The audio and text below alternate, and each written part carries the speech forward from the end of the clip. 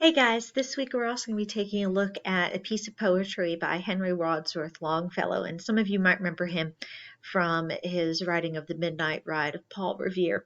But this week we're going to take a look at his poem called The Windmill, and we're going to be comparing it to the windmill that we've been discussing and seeing in the chapters of Animal Farm. So I'm going to just read this to you out loud because poetry, it's beautiful written, but it just takes it to the next level when you hear it out loud. So the first time reading, if you look through the directions, you're reading through silently or aloud all the way through for enjoyment. You're just enjoying the fact that you're reading, you can read and you can understand it.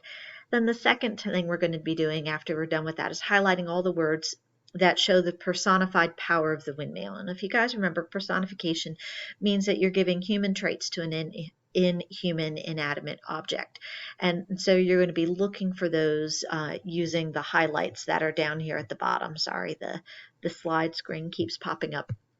And then your third reading, you're going to annotate the tone of the poem. In other words, how the feelings that arise. How does the speaker feel about his role? And on the fourth reading, you're going to annotate the relationship between the windmill and the miller, in this case, the windmill and man. We're going to be looking at in general. And how does the personification of the windmill contrast that of Boxer? You're going to be looking for that specifically and answering that question. So let's just listen to this poem right now for just a moment. Behold, a giant am I. Aloft here in my tower, with my granite jaws I devour the maize and the wheat and the rye, and grind them to flour.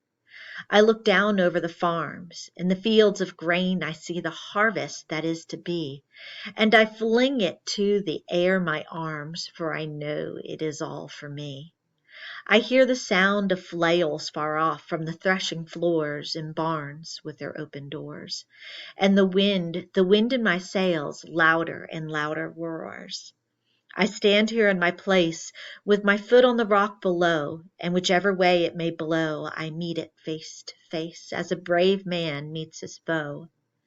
And while we wrestle and strive, my master, the miller, stands and feeds me with his hands, for he knows who makes him thrive, who makes him lord of lands.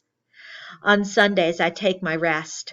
Church-going bells begin their low melodious din. I cross my arms on my breast, and all is peace within. So now you're going to be looking through those different readings at this poem.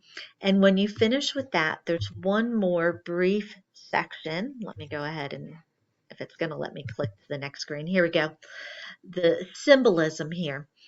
Literal windmills harness the wind and convert it to energy. And one of the things I want you to talk about, in the poem, they were talking about the sails of the windmill.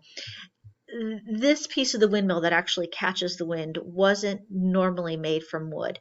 It was a frame with a sailcloth put in it like you might see on a ship, and that's what took the wind and made that move around. So when he's talking about sails, that's actually what it was. With that in mind, talking about the windmill converting energy into something that's beneficial for us, in this case taking the power of the wind and turning in energy to ground flour. Consider how windmills could be used as symbols. Think of them symbolically, not just as a windmill here, but what does it mean symbolically? I don't think some of you might have already read Don Quixote.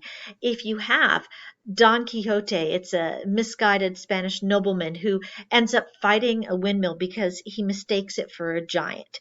And he's quite confused. And he's out of touch with the reality, and he believes he is conquering this giant, which the windmill wasn't. And another thing to consider, windmills are at the mercy of the wind. What happens when there is no wind? What happens if the windmill stops moving? If ice, as we saw in what happened in Texas with the wind power and the solar power, when ice prevents things from moving, when ice prevents the windmill from spinning or covers solar panels, it doesn't function the way it was supposed to. So if the windmill works, it does great. If it stops working, then you've got nothing left. So when one puts their dreams at the mercy completely of outside forces, you often lose control of your dream because you can't control what the wind is doing, that natural force. Lastly, windmills and the toy version, pinwheels, if you've ever played those or seen them in a garden, they are used to represent hope. There's no front, back, beginning, or end to a circle to those blades. They spin perpetually as long as the world has wind and as long as the world has hope.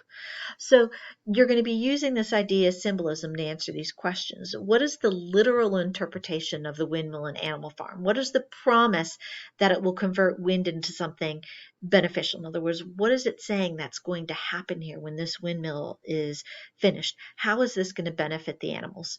Then how might the windmill in the animal farm represent this idea of an impossible dream, something that you continually are trying to reach, but you can never quite get to it?